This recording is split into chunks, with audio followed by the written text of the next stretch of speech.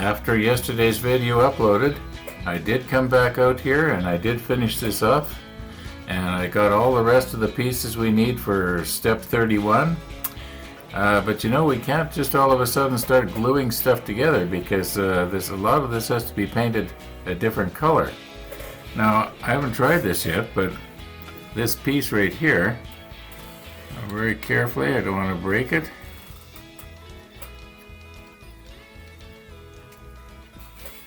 It actually is going to get mounted right on here.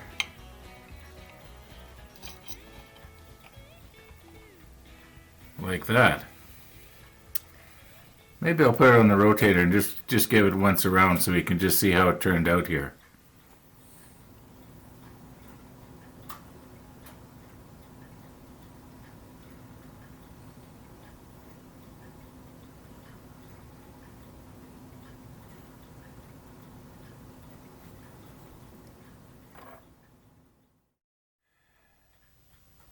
You will probably recall that the other day I was looking at a little box that was just right over here somewhere, and I said it has something to do with what's outside, and then I found out later it was just some dried beans.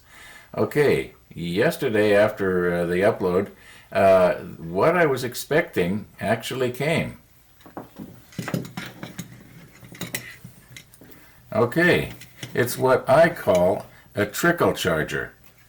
Now this particular one, it puts out 800 milliamps, and when the battery gets up to, now we're talking about the car battery out there, okay?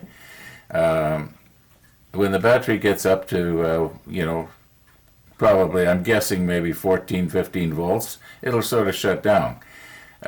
Maybe less than that, I don't know. I haven't tested anything yet. I'm going to kind of test it right now. But the idea is, I have not used my car out there for approximately 11 or 12 days. It's just sat right where you see it. And I'm not planning to use it for quite a while. Now that means that it's really, really cold outside, and in the next few weeks we're probably going to be getting some very cold weather, and the battery is just sitting there slowly running down. And you'll say, well, how could the battery be running down? The car's not being started. Well, there's a computer running in the car right now, and it's slowly draining it, not very much, but a little bit. And then it just drains on its own. Just that's the way these lead acid batteries are. They just slowly go down all by themselves. Some are better than others. I don't know how good mine is, but I do know that my car is over 3 years old now, and the battery's obviously 3 or 4 years old. So it's pretty well seen its better days. And I don't want to take a chance that I'm all of a sudden going to want to have to go out and use my car, and the battery's going to be too low to start it, especially in the wintertime. Now, yeah, the idea is that this thing puts out a maximum of 800 milliamps, at least that's what it's supposed to do.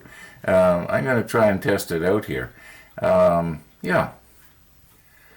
This is a small lead acid battery that I used to carry with me on the bus to power my portable DVD player when I used to go to visit my mom in Kelowna, because it was a 2-day trip there and a 2-day trip back, and I used to record interesting DVDs. I'd burn them on a DVD as an AVI file, and I get about 8 or so hours on a single DVD, and you know, stuff that was of interest to me.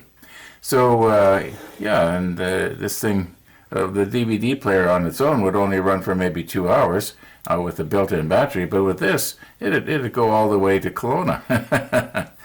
Yeah, it made quite a difference. Now, it was a little bit heavy, but I carried it in a special bag that I made up, and you know, that was back before they really started checking what was in your bag. So, and then being as that I had been a Greyhound employee, they probably would let me on with it anyway. Okay, so enough about the battery. So I'm going to just test this out on this battery. Okay, the little charger over here is plugged in, and the flashing red light is supposed to mean that there is power coming to the charger. Now, I haven't checked this battery. So it could be this battery cannot be charged anymore. It could be that it's, it's all dissolved, you might say, on the inside. So let's just see what we got here. I haven't checked it yet. I haven't checked this battery for several years. It was just sitting down in my workshop. Let's see what we got here.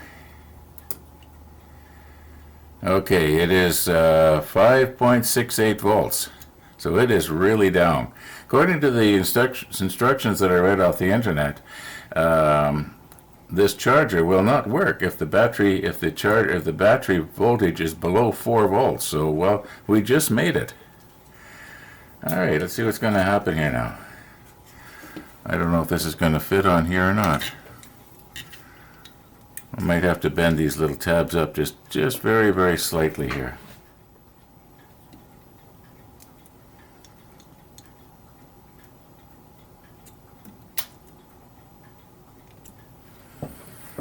Okay.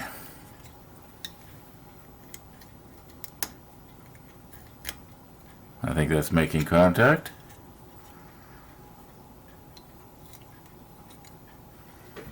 Okay, what's happening over here? Do we have any kind of light going on? Let's see what's happening to our voltage. Our voltage should rise.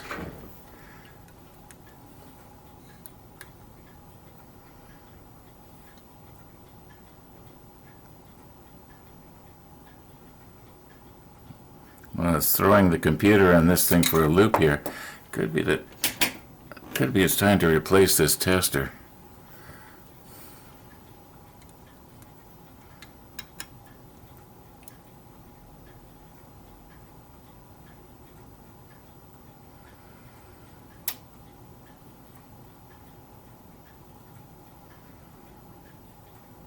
The tester, I think the tester is faulty. I don't know. I know a few months ago I took it apart and tried to clean the contacts on it, and I thought I'd fixed it, but maybe I didn't. All right, let's try it like this.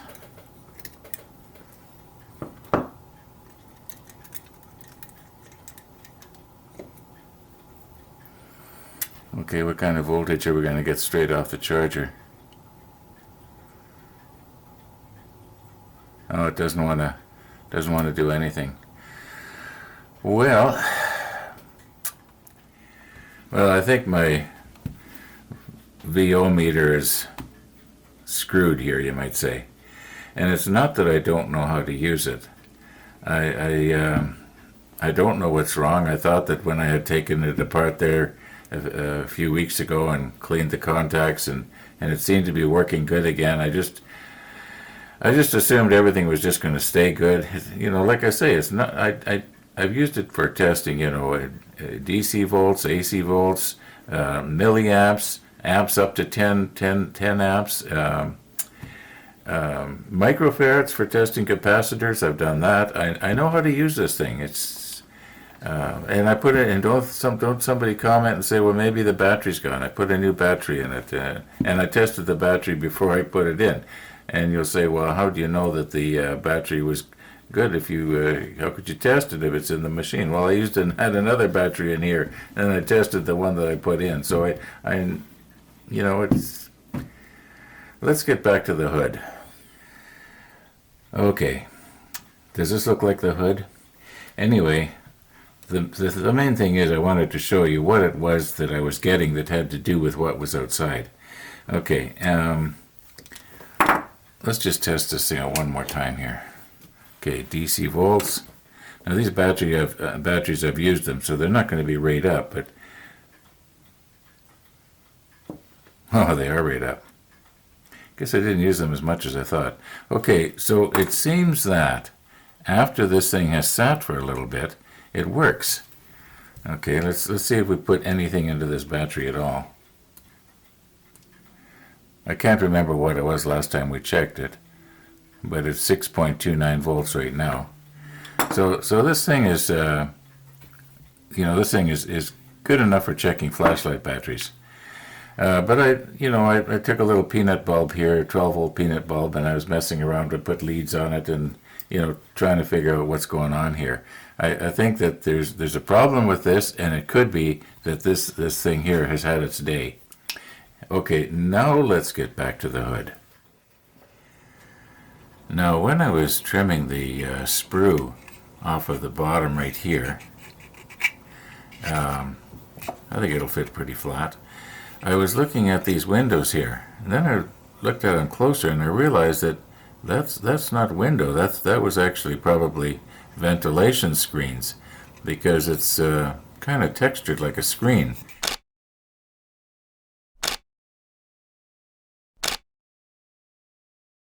And I was thinking that maybe when I paint these, like after I spray the side of this gray to match the rest of the hull, I will maybe take my little brush and use a very dark gray or something in each one of these ventilation tubes, because the funnel came up right here, right? So just directly below here was probably an awful lot of heat being generated from the boilers and what have you, so I can well imagine that this was some sort of ventilation area. In other words, this was probably not living quarters, although I imagine you could probably walk around in there. It might be a nice place to be on a cold day. Yeah, like in Winnipeg in the wintertime. Anyway, yeah, but we're really not ready to... where's my tweezers? As I started to say, we're really not ready to start gluing pieces in place, because this all has to be painted. The sides have to be painted, the gray. This is obviously some kind of a deck, so that's got to be some sort of deck color. Yeah, and I'm not looking forward to this. I should be, but I'm not. I don't know why I don't like the painting part of it. Gluing the little parts on, yeah. And I do enjoy the painting once I get into it. Maybe it's the cleaning up the airbrush after that I don't like. Mind you, we will be using a little paintbrush for a lot of this anyway. Well, let's get started at something here. We're not going to do anything today except look at a battery charger. When I had these boat mounts in the little tins, they were, separated so that I'd know which is which. But once I stick them on the block, I don't know which is which. And I used to write the number on the top of the block here, and I found that I was almost always painting over it, and you couldn't read it. So then I started writing it on the side, and I found that occasionally that didn't work. So what I'm doing now is I'm writing it on the bottom of the block, and the idea is, hopefully I'm not going to get them mixed up, and I can get them back in the right tins afterwards. These other ones, it doesn't matter. This one and this one are the same number. The tops of the boats, they're obviously different. These three are the same number. Now this piece here, I know I've got it on a rotator block. I'll probably paint it on the rotator, but I will not have the rotator continuously turning. I find that something really big like this just doesn't work out on the rotator. In fact, something this size doesn't work out too well. But little stuff like this, it just does a great job on.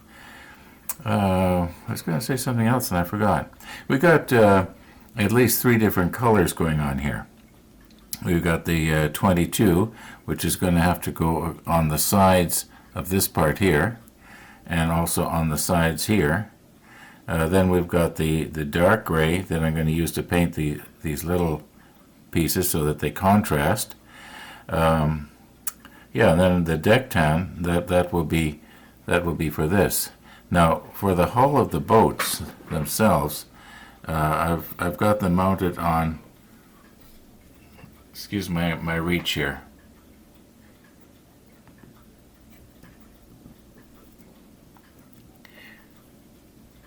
When you have arthritis, it's hard to squeeze even something like this unless you get the angle just right. Anyway, so what I've done is I've got them on the end of toothpicks here, and I'm thinking that I'll just hold it in my hand, and I'll spray these by hand. Once again, excuse my reach. Quite a bit of time has passed here. I was outside fooling around with my battery charger. I got it hooked up. It seems to be okay. I guess I'll know in a few days. Anyway, yeah, we were talking about painting, and you might want to go on Steve's website, the model shed, and he has painted the bottom part of his hood gray, and it's a gray, something like what my thumb is on right now. Anyway, check it out. It's not a long video, but he describes what he's done or why he has done what he has done, and it's kind of interesting. We were talking about changing the hull red to gray, and I'm not going to do that, but he has, and it might be worth your while just to hear him out. It's kind of interesting. Now, I really don't have time anymore to get into spraying this. I know I said we might, or indicated that we would, but I can clearly see now that we're not going to be able to. So we're going to have to cut this video off for today.